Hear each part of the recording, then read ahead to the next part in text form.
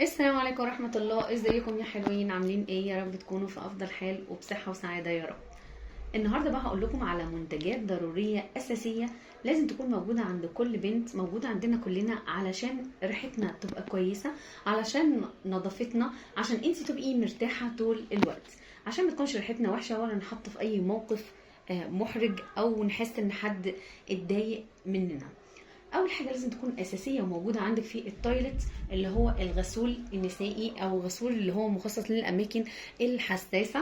مش شرط الحاجات اللي انا بديكم، مثلا الحاجه اللي موجوده عندي انت عايزه تجيبي زيها تمام، انا بعرضها الحاجات اللي انا بستخدمها، يعني حاجات انا مرتاحه عليها. انت اوريدي عندك او عايزه تجيبي حاجه تانية انت بترتاحي لها، مفيش اي مشكله خالص. طبعا الغسول دوت انا بفضل ان هو يكون طبي. ده حاجة كويسة جدا، مناسب لكل بنت او سيدة، يعني مناسب لكل الاعمار. ده كويس جدا. انتي بتاخدي غطا منه بتخففيه على لتر مية او غطيين على اللتر وبتتشطفي بيه عادي جدا. تاني حاجة اللي هو مزيل العرق. مزيل العرق لازم يكون عندنا مزيل عرق. طبعا احنا هنستخدموه كل شويه، ما تسمعيش بقى ايه الحاجات اللي هي بتقولك دوت بيقعد 24 ساعه، بيقعد 48 ساعه. لا اطلاقا، مده الديودرنت يعني اقصى حاجه انا شفتها مثلا كانت 8 ساعات. تمام. فلازم طبعا بيتجدد كل شويه. وما ننساش ان احنا بنكونوا حاطينه على بشره نظيفه منديه. ليه منديه؟ علشان الميه دي بتنشف، فلما بتنشف ينشف معاها المزيل. يعني احنا هنحطه المزيل على بشرة تكون مندية، وهنحطوه كده اهو، حطيه كده بحركة دائرية وهتسيبيه علشان ينشف، هتسيبيه لحد ما ينشف. وبعدين كمان لازم عشان انتي لما تعرقي ريحتك تبقى حلوة، العرق بتاعك يكون ريحته حلوة. ولما تيجي تجدديه، طب نفرض ان انت هتجدديه مثلا كمان 4 ساعات نازله تاني مش هتاخدي شاور تاني، او هتاخدي لما ترجعي بالليل، او خدتي الصبح ومش هتاخدي في نص اليوم، يبقى على الاقل لازم تمسحي المكان دوت، تغسليه باي غسول مخصص للاماكن ديت، او اي غسول موجود عندك عادي. اي صابونه مثلا جليسرين، اي صابونه مضاده للفطريات، هتستخدمي اي حاجه زي كده تغسلي بيها المكان كويس، وبعدين تحطي عليه الديودرنت. طيب إيه اللي بعد كده؟ المفروض بقى البادي سبلاش دوت هيكون ورا الشاور بتاعك. انت هتاخدي الشاور اللي انت هتاخديه، اي نوع شاور اللي انت بتحبيه وبترتاحي عليه، المهم يكون حاجه بتنظف جسمنا. وبعدين هتحطي بقى اي بادي سبلاش عندك، والبادي سبلاش حلاوته ان هو ما بيكونش فيه منه اي اثر، اي يعني جوانب ممكن تكون سلبيه، لان انت بتحطيه عادي على بشرتك عادي. انا اول ما باخد الشاور بحطه كده على جسمي كله، حتى لما بتعرقي بتكون ريحتك نظيفه، بتكون ريحتك حلوه.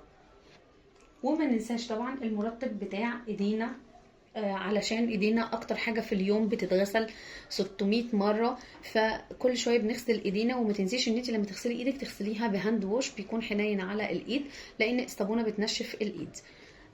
وبعدين الهاند كريم او اي نوع كريم عندك مرطب، مش شرط يكون مخصص للايد، وتحطيه على ايدك وعلى ضوافرك عشان يحمي بشرتك من اي شيء. وكمان بقى لو انت بقى حابه دلع، يبقى لازم يكون عندك الجلافز اللي هو السيليكون دوت اهو، ده من جوه كده. ده انا بستخدمه بالليل بعد ما احط اجت الشعرايه دي، ده رمش ده. بعد ما بستخدم بقى احط الكريم بتاعي على ايدي، اقوم لابسه دوت.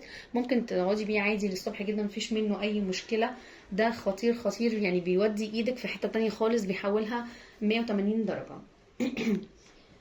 اللي بعد كده طبعا الهاند ووش، احنا مش هنقدر نستغنى عنه بعد الشاور. هاند ووش او مخمريه، بس انا بفضل الهاند ووش يكون في الصيف، المخمريه تكون في الشتاء. وبحب الهاند ووش يكون سوري، بحب اللوشن يكون فيه عطر، تكون ريحته كويسه. انا ما عنديش حساسيه خالص من اي عطور مثلا على بشرتي. ده ريحته تجنن تجنن يا بنات، بحبه جدا، بحب ان انا احطه على بشرتي، ومش بستخسر في بشرتي اي حاجه بصراحه. يعني لما بحط الحاجه بحطها بضمير، اللي هو البشره تكون استنفعت بيه. وكمان بقى ما ننساش الادوات اللي هي بتاعت ازاله الشعر عندنا في جسمنا. يعني مثلا عايزه اقولك ان من اكتر الاسباب اللي بتعمل ريحه وحشه وريحه كريهه وبتعمل بكتيريا وبتعمل التهابات، هي الشعر اللي بيبقى موجود في جسمنا، في اي مكان في جسمنا، خاصه الاندر ارم والبكيني.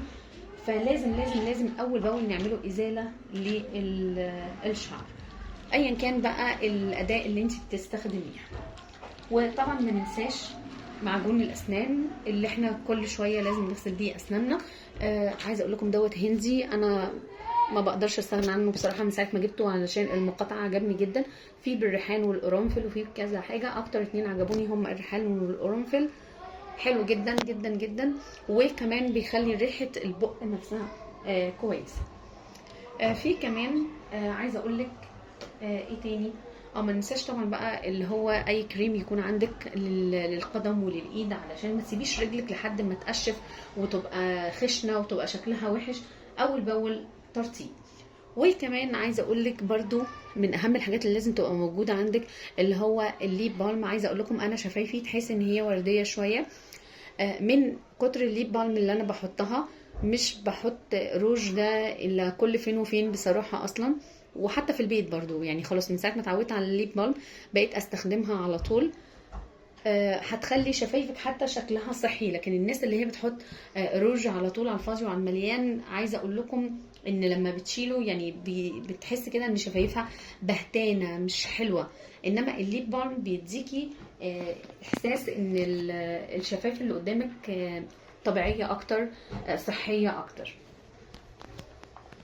تقريبا كده انا قلت لكم الحاجات الضروريه اللي هي لازم تبقى موجوده عندنا بأبسط الامكانيات. يا جماعه احنا ممكن نكونوا ناس حلوين، ممكن تكون ناس نضاف، مش شرط ان احنا يبقى عندنا اكتر من منتج عشان نبقى مهتمين بنفسنا، لا اطلاقا خالص.